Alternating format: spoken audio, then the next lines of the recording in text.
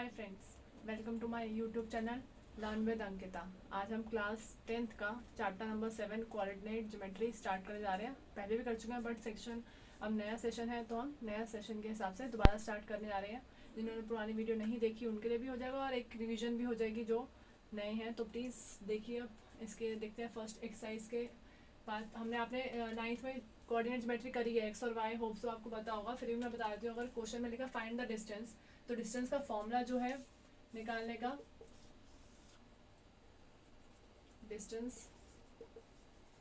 Equal to x2 minus x1 का whole square plus y2 minus y1 का whole square. ठीक है, आपको पता होगा x1 ये है, y1 x2 और y2।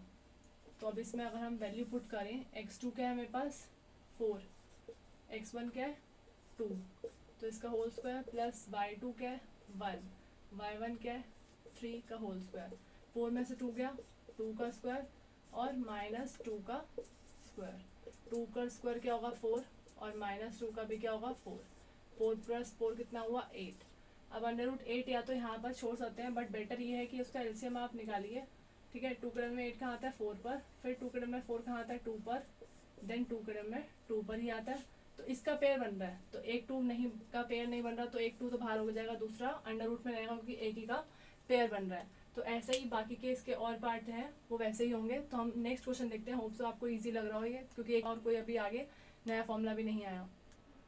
क्वेश्चन नंबर 2 को देखते हैं, फाइंड द डिस्टेंस। तो दोबारा डिस्टेंस कह रहे हैं तो हम डिस्टेंस फॉर्मूला लगाएंगे, वही same as it is, x2 minus x1 का whole square plus y2 minus y1 का होल स्क्वायर। आपको x1 पता है, y1 पता है, x2 पता है, y2 पता है।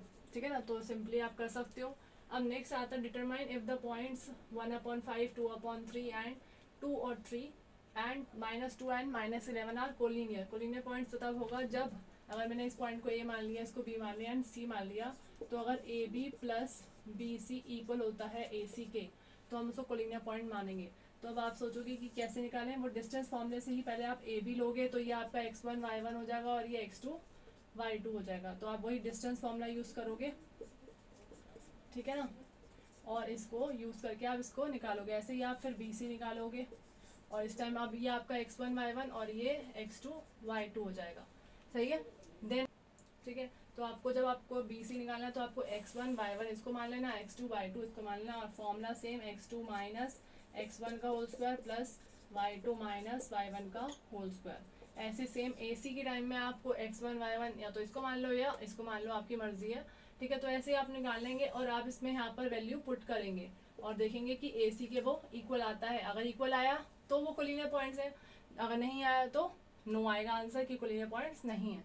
ठीक है, तो होप सो बहुत इजी है। आपको देखो अभी तक आपको सिर्फ डिस्टेंस फॉर्मूला यूज़ करना है और बार बार डिस्टेंस फॉर्मूला ही की बात करेंगे। ठीक है ना, तो अब जब नया फॉर्मूला आएगा तब बताएंगे, अभी तो आप इतना करिए। अब क्वेश्चन 4 की बात करते हैं, तो हम क्वेश्चन नंबर 4 को देखते हैं। क्वेश्चन नंबर 4 भी वैसे ही है, बट यहाँ पर पूछ रहा है, जैसे कोलिनियर पॉइंट पूछा था, यहाँ पर बोल रहा है चेक वेदर ए, मतलब A point B point and C point are the vertex of isosceles triangle. Isosceles triangle आपको पता होगा, आइसोलेस ट्राइंगल वो होता है जिसकी दो साइड सेम होती हैं। तो मतलब मैं यहाँ पर भी डिस्टेंस फॉर्मूला का यूज़ करूँगी और चेक करूँगी कि 2-3 चीज़ निकालनी है मुझे, वही जैसे मैंने पहले बताया था, ए बी, बी सी और सी ए।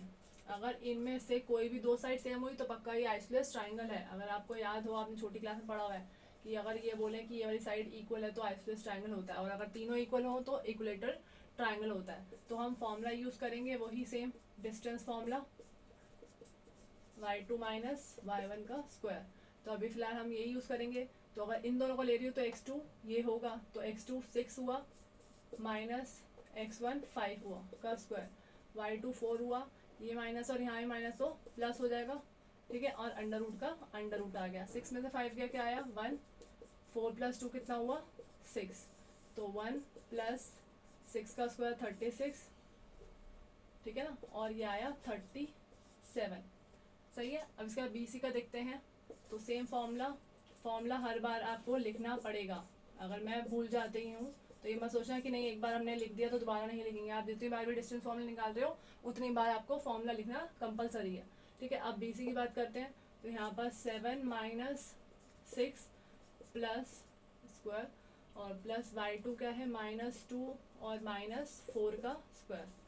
तो यहाँ पर भी ये 1 आया और माइनस माइनस प्लस होता है -6 का स्क्वायर और 1 का स्क्वायर 1 होता है, 6 का स्क्वायर 36 होता है पॉजिटिव। तो आपको दिख रहा होगा कि दो साइड से सेम हो गई हैं, तो आइसोलेस हो सकता है, पर ये मत सोचना अच्छा चलो दो साइड से सेम हो गई अब ये निकालने की जरूरत क्या है हमें, हम लिख देते हैं yes it is isosceles triangle. But by chance अगर सी ए भी इक्वल आ गया तो ये तो इक्विलैटरल ट्रायंगल होगा, तो इसलिए आपको चेक करना जरूरी है कि आपको ए सी भी निकालना जरूरी है। तो देन अगेन मैं फॉर्मूला लिखूंगी x2 माइनस x1 का square plus y2 minus y1 का स्क्वायर। x2 क्या है, तो वही चीज़ इन दोनों में से आपकी मर्जी है, कोई सा भी आप ले लो। तो 7 माइनस, अगर मैं इसको लेती हूँ तो आप इसको ले लो, किसी को भी ले लो, ऐसा कुछ नहीं है, आप बस दोनों को एक ही लेना, कहीं ये बता ले यहाँ पर ये x2 है तो y2 भी यही होना चाहिए, ये नहीं है y2 उधर हो जाएगा, ठीक है। तो ये चीज़ याद होनी है। अगर मैंने यहाँ पर देखो x2 लिया है तो x1 मेरा अगर 7 हुआ तो y2 मैं यही लूँगी -2 और ये +2 का स्क्वायर, ये हो गया 5 माइनस 7 -2 प्लस ये तो वैसे कट गया 0, तो ये हो गया 4 प्लस 0 और 4 का स्क्वायर होता है 2। तो आप देख रहे होगे ए सी सेम नहीं आ रहा, √37 दो सेम आ रहे हैं, तो हम कह सकते हैं it is an isosceles triangle, ठीक है ना। तो ये बहुत इजी था, ऐसे ही आपको कोलिनियर पॉइंट भी अब करना है। और आगे के क्वेश्चन भी मैं बता रही हूँ आपको, क्वेश्चन 5th में आपको बहुत ऐसे कुछ पॉइंट बना रखा है, ठीक है ना।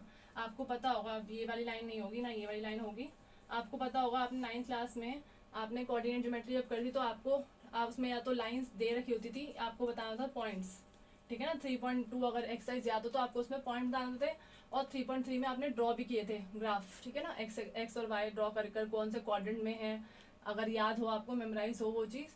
तो यहाँ पर भी ए के पॉइंट ऐसे यहाँ दे रखा है, तो आपको पहले एक्स के देखना है, एक्स पे कहाँ पर है वो 1 मान लो और ये 2, मैं सिर्फ एग्जाम्पल दे रही हूँ, ठीक है। ऐसे ही बी का पॉइंट अगर यहाँ है तो ये 3 और ये P3, ठीक है, ऐसे दे रखे हैं। तो आपको पहले पॉइंट्स निकालने हैं किस किस के, ए बी और सी और डी, 4 लड़कियों के लिए ही ए बी सी डी, आपने देखा होगा क्वेश्चन पढ़ोगे तो उनके नाम से डिनोट कर रखा है, उसको ए मान लिया, उसको बी मान लिया, उसको सी और उसको डी। देन आपको कह रहा है कि वो कौन सी फिगर ड्रॉ कर रहा है, तो आपको A B B C C D और डी ए आपको फाइंड आउट करने हैं with the help of distance formula, सिर्फ इतना है, सिंपल, ठीक है ना।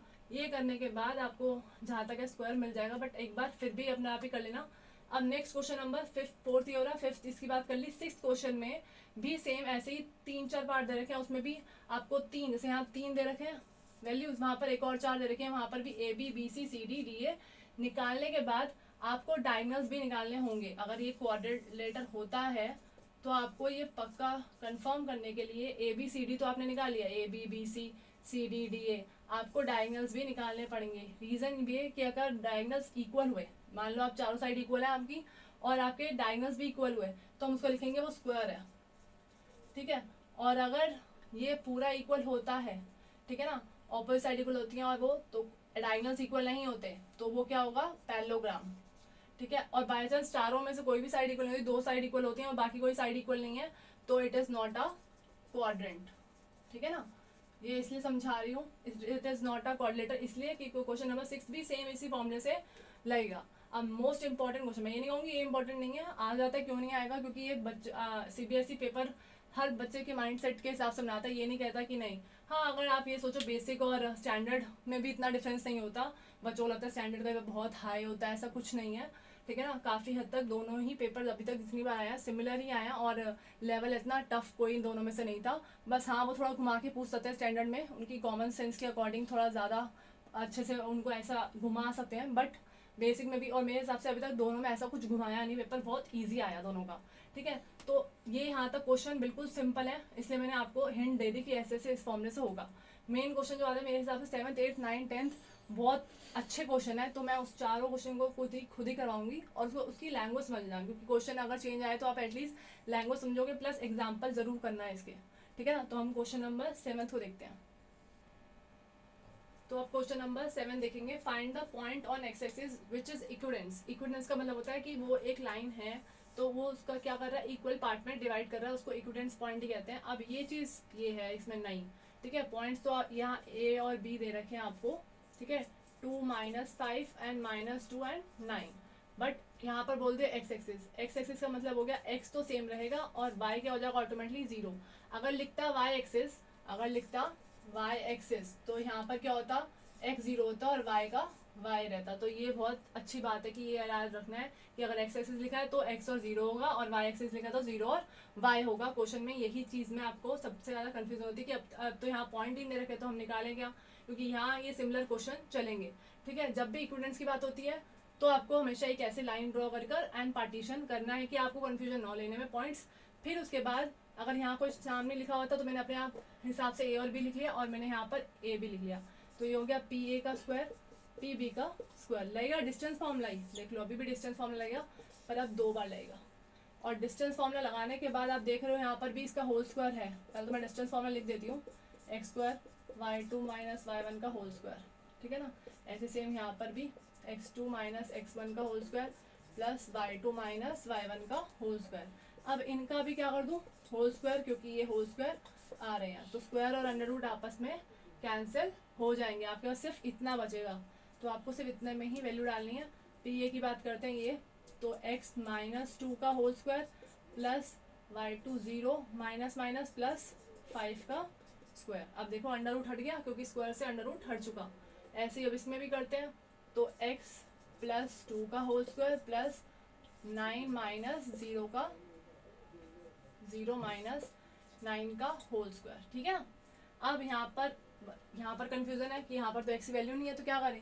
आइडेंटिटी आपको याद हो, आपने क्लास 9th में यूज़ की थी x minus A minus B का होल स्क्वायर, तो आप वही यूज़ करोगे यहाँ पर भी, A square minus 2ab plus B square. तो यहाँ पर क्या हुआ, x का स्क्वायर प्लस 2 माइनस 2 इंटू में a क्या हुआ x इंटू बी 2 एंड 2 का स्क्वायर।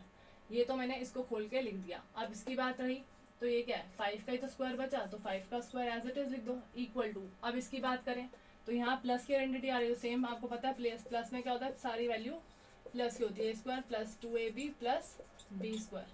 ठीक है ना, तो आप आइडेंटिटी इसमें पुट करो, एक्स का square plus 2 into x into 2 plus 2 का स्क्वायर, और यहाँ पर क्या आ रहा है प्लस 9, 0 माइनस 9 सिर्फ 9 बचा तो 9 का स्क्वायर। अब सॉल्व कर लेते हैं, एक्स का स्क्वायर 2 2 ज़ा 4x plus 4 plus 25, x square plus 4x plus 4 और प्लस 81।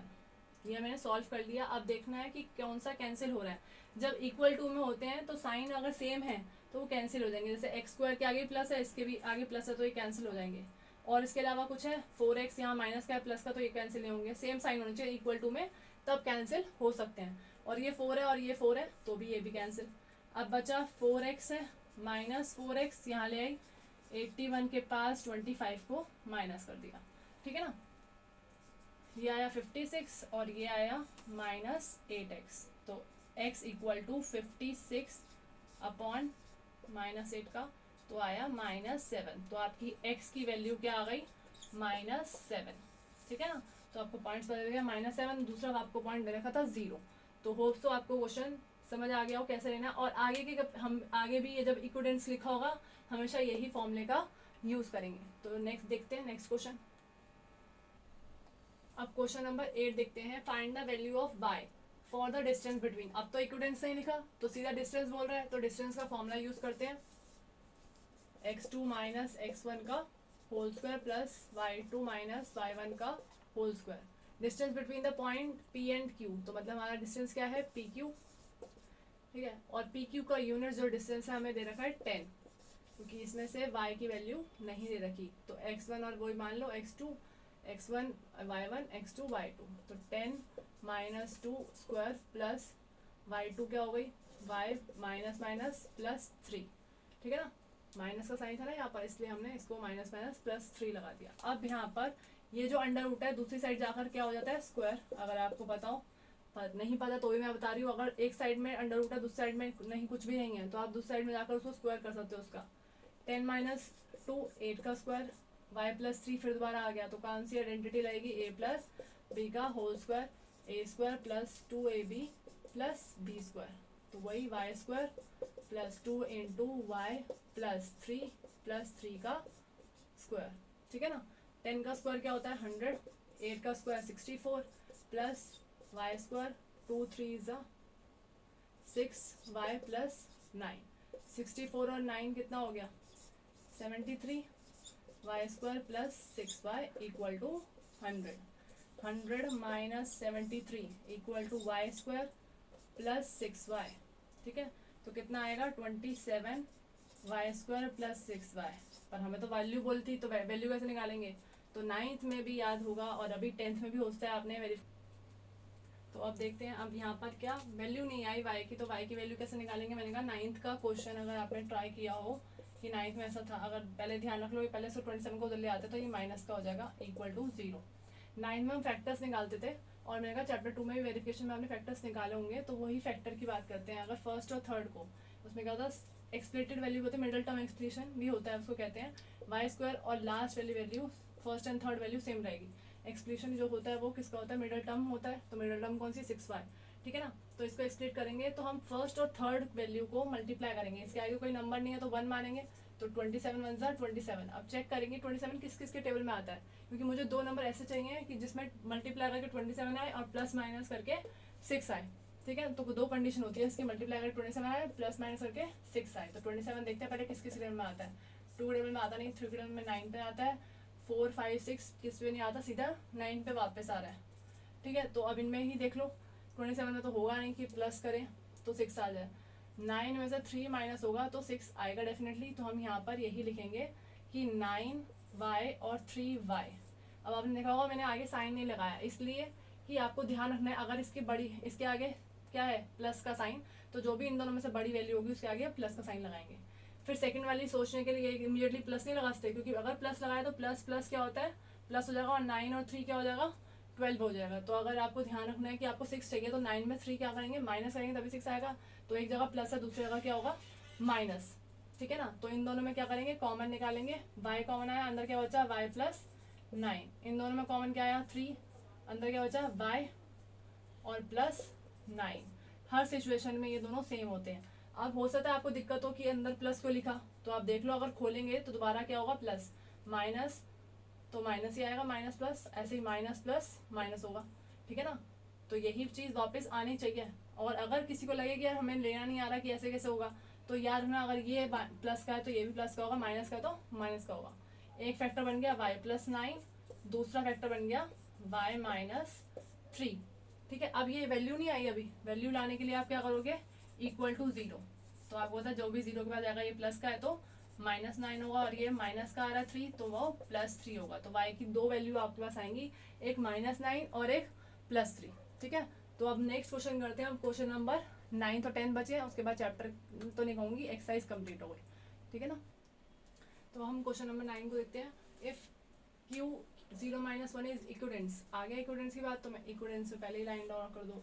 q क्या है इक्विडेंस है 0 minus 1 from p and r, p और r से, तो 5 माइनस 3 एंड r की वैल्यू दे रखी है x और 6। ठीक है ना, find the value of x, also find the distance, वो बाद में बात करेंगे। x की वैल्यू हमें फाइंड आउट करनी है जो r की गायब है। मैंने क्या कहा था इक्विडेंस में आपको क्या यूज़ करना है, जो आपके पास, अगर मैंने पहले नेमिंग करती पी ए का स्क्वायर और इक्वल टू पी बी का स्क्वायर, अब यहाँ कुछ नहीं है तो हम क्या लेंगे क्यू पी का स्क्वायर और क्यू आर का स्क्वायर। आपने देखा होगा मैंने इक्विडेंस के ही दोनों साइड में इक्विडेंस जरूर जाएंगे, इक्विडेंस का पॉइंट। ठीक है ना, तो वही डिस्टेंस फॉर्मूला ले लेंगे, x2 माइनस x1 का square plus y2 minus y1 का स्क्वायर। सेम एज यहाँ पर भी x2 माइनस x1 का square plus y2 minus y1 का स्क्वायर। देन अब हम दोबारा लेके चलते हैं इसको ही लेके, तो क्या हुआ 0 माइनस 5 का स्क्वायर और 1 माइनस माइनस प्लस 3 का स्क्वायर।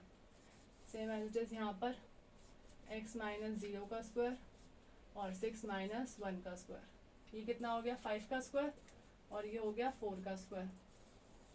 माइनस 5 लिख सकते हो जबकि वो पॉजिटिव हो जाएगा, x का x स्क्वायर रह जाएगा और 6 माइनस 1 5 का स्क्वायर। और एक बात याद रखी कि हमें क्या करना था, अंडर रूट को कैंसिल आउट करना था, क्योंकि होल स्क्वायर आ रहा है ना बाहर, तो हमने ये नहीं करा, तो इसको हटा देते हैं। अंडर रूट नहीं आएगा अब, क्योंकि अंडर रूट चला गया, होल स्क्वायर से कट गया, तो जहाँ जहाँ अंडर रूट था उसको अभी हटा लेते हैं। अब माइनस माइनस प्लस होता तो कितना आया 25 4 4 16, ऐसे ही एक्स स्क्वायर और 4 4 5 5 ज़ा 25। अब मैंने कहा था इक्वल टू में ध्यान रखना कि जहाँ वैल्यू सेम आ रही है और साइन सेम होगा तो वो कट जाएगा, तो 25 ही है ऐसा जो जो प्लस की आ रही है और कट जाएगा। और अभी मैंने रिसेंटली पिछले क्वेश्चन में बताया था कि अगर एक साइड स्क्वायर होता है तो दूसरी साइड उसका क्या हो जाएगा, अंडर रूट आ जाएगा, और अंडर रूट होगा तो दूसरी साइड जाकर स्क्वायर हो जाएगा। तो यहाँ प्लस माइनस का जब भी अंडर रूट जाता है तो प्लस माइनस दोनों का होता है एक्स, तो ये वैल्यू हो गई प्लस माइनस 16 का अंडर रूट किसका होता है 4 का, तो वैल्यू आ गई। मैंने एक्स वैल्यू तो यहाँ तक तो क्वेश्चन सॉल्व कर दिया। इसके बाद बोल रहा है also find the distance of Q R and P R, तो आपको दोबारा से कौन सा क्यू आर का डिस्टेंस निकालना है और पी आर मतलब जहां पर आर आ रहा है, क्योंकि आर की तो वैल्यू गायब थी आर में एक्स की, तो अब आपके पास एक्स की वैल्यू आ गई 4, तो आप 4 पुट करके P R sorry Q R भी निकालो और पी आर भी निकालो, दोनों ही निकालने हैं आपको, ठीक है ना। तो होप्स तो आपको ये क्वेश्चन समझ आया होगा। अब 10th क्वेश्चन बहुत इंटरेस्टिंग है, थोड़ा एक लास्ट क्वेश्चन उसको भी कर लेते हैं, ठीक है। तो अब क्वेश्चन नंबर 10 देखते हैं। Find the relation between X and Y, मतलब एक्स और वाई का रिलेशन आपको निकालना है। दैट द पॉइंट एक्स और वाई इज इक्विडेंस, तो इस बार जो पॉइंट एक्स है और वाई जो है इक्विडेंस है, और हमने पॉइंट का नाम लिखा तो अपने आप लिख दिया पी, और ए का पॉइंट जो दे रखे हैं इक्विडेंस फ्रॉम द पॉइंट्स ए 3 और 6 और बी -3 और 4, ठीक है। तो अब आपको याद है इक्विडेंस बोलेंगे तो हमें अपना वही फॉर्मूला रीयूज करना है, पी ए का square equal to P B का स्क्वायर। अब वही डिस्टेंस फॉर्मूला दोनों जगह लगाओ, होल स्क्वायर आएगा और होल स्क्वायर से अंडर रूट हट जाएगा, ठीक है ना। सेम एज इट इज यहाँ पर भी वही चीज करो,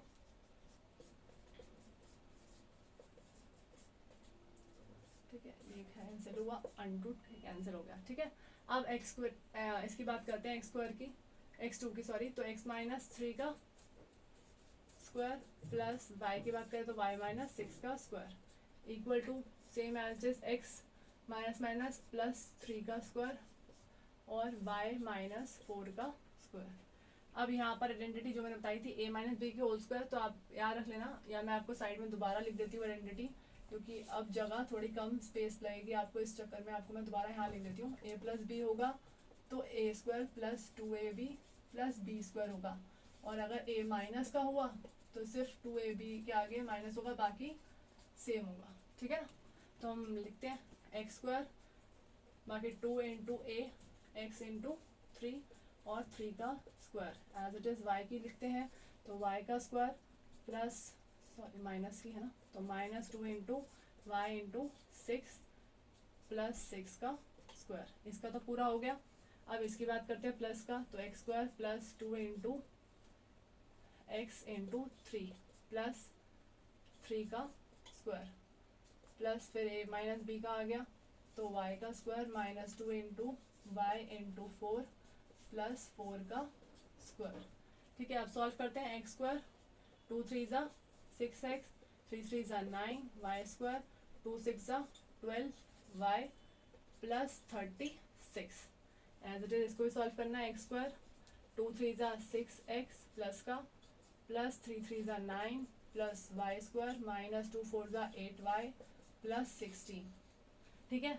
और अब दोबारा वही चीज करेंगे जो मैंने क्या कहा था, x² यहाँ पर भी है सेम साइन है, कैंसिल हो जाएगा, ठीक है। उसके बाद 9 भी प्लस का है और यहाँ भी प्लस का, तो कैंसिल, y² भी सेम है, y² प्लस के हैं तो कैंसिल, और कुछ सेम नहीं है तो हम इसको यूँ छोड़ देंगे। अब सबको एक ही जगह ले आते हैं, मतलब इसको यहीं रहने देते हैं, उसको ले आते हैं। यहाँ पर 6x आ गया, यहाँ पर भी 6x है तो माइनस का हो गया, -12y वहाँ पर माइनस का है तो यहाँ पर प्लस का हो गया, प्लस 36 यहाँ ले आते हैं तो -16 इक्वल टू 0, माइनस माइनस क्या हो गया 12x, और यहाँ माइनस प्लस -12 में से 8 गया 4y, बड़ी वैल्यू माइनस है तो माइनस लगाया, प्लस माइनस माइनस होता है तो 36 में 16 गया 20, बड़ी वैल्यू है प्लस है तो प्लस, ठीक है। अब इसमें अगर आप चाहो तो, वैसे चाहना ही चाहिए कि कॉमन निकाल लो, कॉमन वो होता है कि जो तीनों के टेबल एक ही टेबल से जाए तीनों, ठीक है ना, वो कॉमन होता है। तो 4 से तीनों जा रहे हैं, 4 1 4 3 और 4 5 तो मैं 4 क्या करूँगी कॉमन निकाल लूँगी, और क्या आएगा 3x - y, यहाँ भी माइनस आएगा, प्लस 5 इक्वल टू 0, यहाँ मल्टीप्लाई हो रहा है, वहाँ जाकर दूसरी साइड में जाकर ये 4 जो है क्या हो जाएगा 0 से डिवाइड, और आपको पता है 0 से डिवाइड होगा तो 0 ही आएगा, तो 3x - y + 5 equal to 0 is your answer. Answer बोलते तो रिलेशनशिप बिटवीन भी आ गया x और y का, ठीक है। तो ये चैप्टर 7 की एक्सरसाइज 7.1 ये कंप्लीट हुई। होप्स तो आपको समझ आया होगा डिस्टेंस फॉर्मूला और इक्विडेंस की हमने कैसे यूज़ करा। हमने डिस्टेंस फॉर्मूला ही करा और कुछ नहीं करा। नेक्स्ट एक्सरसाइज में आई थिंक 2 फॉर्मूले लगेंगे उसमें मुश्किल से। तो होप्स तो आपको बहुत अच्छे से समझ आएगा। अगर आपको वीडियो पसंद आए तो प्लीज़ सपोर्ट कीजिए। उसके लिए आपको लाइक, सब्सक्राइब और शेयर ज़रूर करना है। Thank you.